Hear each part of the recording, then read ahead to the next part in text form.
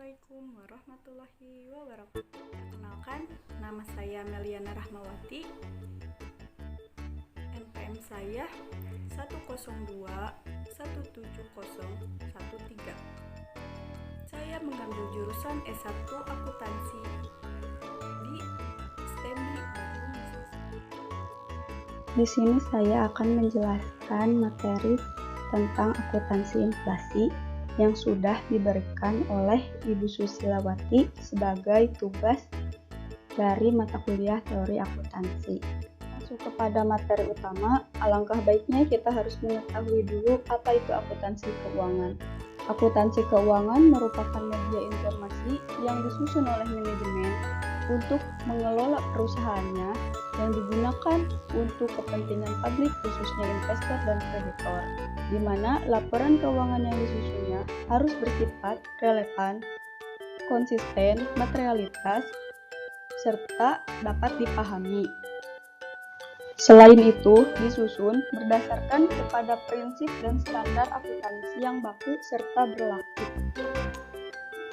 Ada beberapa prinsip akuntansi yang berlaku, namun pada saat ini saya hanya akan membahas tentang pengukuran, di mana di dalam prinsip pengukuran ini ada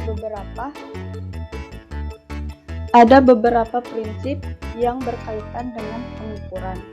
Yang pertama itu adalah historical cost, di mana historical cost itu harga pertukaran pembelian yang lalu dikaitkan dengan kekayaan yang diukur dengan uang lalu ditukarkan oleh perusahaan untuk mendapatkannya.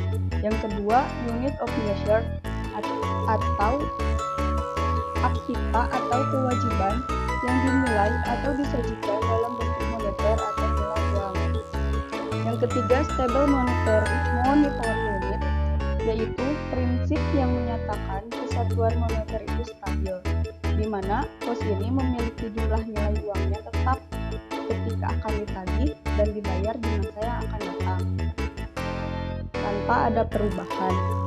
Lalu yang terakhir itu ada konservatisme, yaitu nilai yang mencatat kerugian lebih dahulu daripada laba.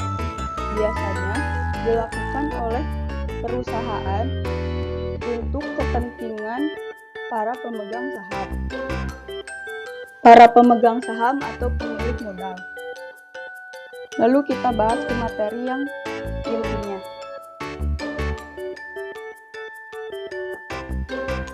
Inflasi. Apa itu inflasi? Inflasi adalah kenaikan harga barang atau jasa pada periode tertentu yang dikarenakan penurunan nilai tukar dan daya beli terhadap mata uang asing yang berdampak kepada perlambatan perekonomian. Lalu apa akuntansi inflasi itu? Menurut Aini Naim, akuntansi inflasi merupakan suatu proses data akuntansi untuk menghasilkan informasi yang telah diperhitungkan tingkat perubahan harga, sehingga informasi yang menunjukkan ukuran satuan mata uang dengan tingkat harga yang berlaku, di mana akuntansi inflasi ini bertujuan untuk mengukur kinerja perusahaan, menyusun laporan keuangan yang memuat dampak inflasi, sehingga laporan keuangan menunjukkan satuan mata uang pada tingkat harga yang berlaku saat ini, bukan historis. Apa saja metode yang digunakan dalam akuntansi inflasi? Sebenarnya, metode yang digunakan oleh akuntansi inflasi itu sama dengan metode penentuan laba, di mana pada metode penentuan laba, penekanan penentuan laba adalah pada nilai laba yang lebih relevan yang digambarkan oleh laporan keuangan. Sedangkan pada metode inflasi nilai semua item yang terdapat dalam laporan keuangan. Menurut Johnson, metode pengukuran aktiva dan kewajiban ada beberapa. Namun, pada sudut pandang akuntansi inflasi, di luar metode historical cost, yaitu menyusun laporan keuangan untuk menyesuaikan dengan pengaruh inflasi, di mana pada general price level itu, ketika masa inflasi, metode ini lebih besar daripada metode historical cost, karena historical cost disesuaikan dengan perubahan tingkat harga. Lalu, replacement cost adalah nilai yang diukur saat ini untuk mendapatkan aktiva baru. Pada prakteknya, nilai ganti ini hanya diterapkan pada aktiva non-moneter, seperti persediaan, aktiva tetap, dan lain-lain. Pada masa inflasi, sering terjadi penyusutan yang bersaldo negatif. Lalu, yang ketiga ada reproduction cost, yaitu nilai yang diukur berdasarkan harga sekarang, di mana penilaiannya hampir sama dengan replacement cost. Lalu ada net realizable value, yaitu harga atau kas yang diperoleh jika suatu aktiva dijual sekarang, di mana harga ini didasarkan pada prinsip likuiditas. Lalu ada selling price. Selling price adalah nilai yang dipakai harga jual tanpa dikurangi biaya penjualan, sehingga laporan yang disusun akan lebih besar daripada net realizable value. Lalu yang terakhir ada expected value, yaitu pengukuran nilainya tergantung pada pengharapan seseorang, bisa lebih besar atau lebih kecil, karena penilaian ini digambarkan atau gambaran dari present value. Lalu di sini ada beberapa model akuntansi. Ada historical cost accounting, net realizable value, replacement cost accounting, serta sebenarnya model akuntansi dalam penilaian aktiva dan penentuan laba itu ada 8. Di mana 8 poin ini dibagi lagi menjadi 2 berdasarkan pengukuran menurut nilai unit uang dan pengukuran menurut unit tenaga beli.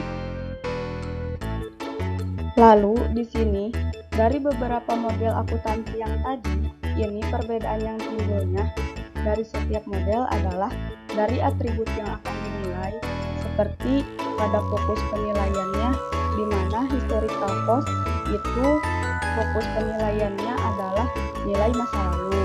Lalu untuk replacement cost dan net realizable value itu penilaiannya masa kini, dan present value yaitu penilaiannya masa yang akan datang.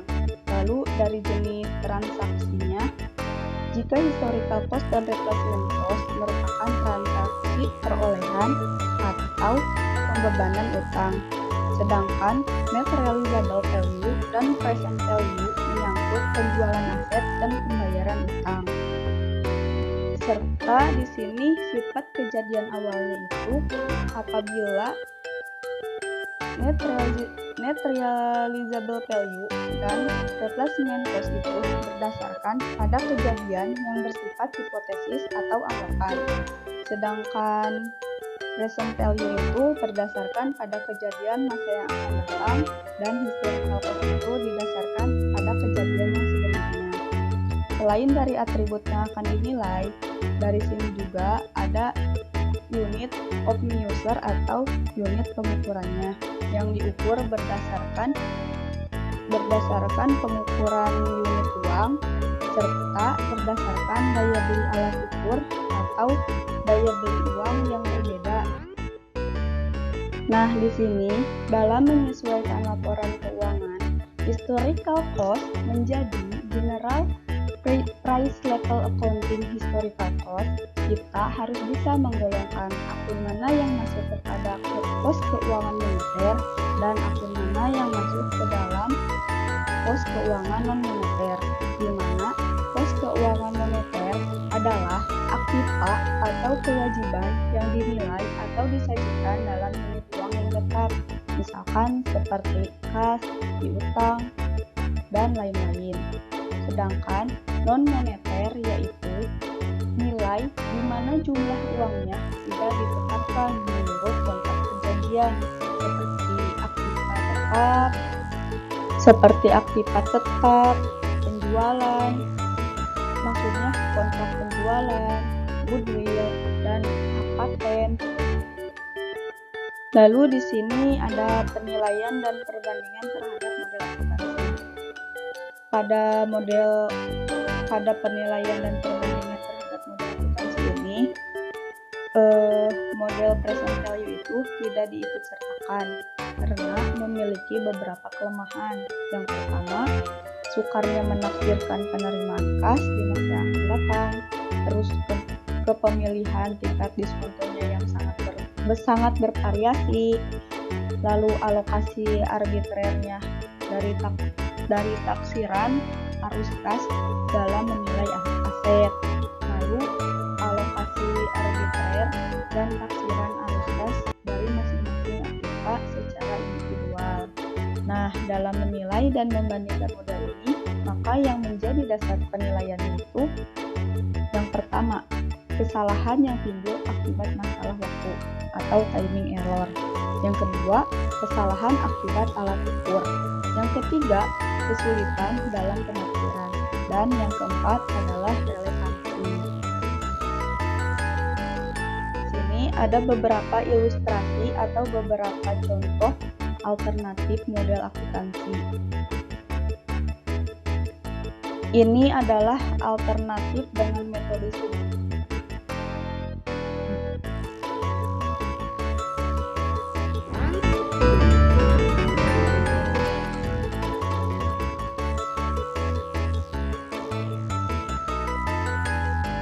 Dan yang ini adalah alternatif dengan menggunakan model akuntansi yang diukur dengan unit tenaga.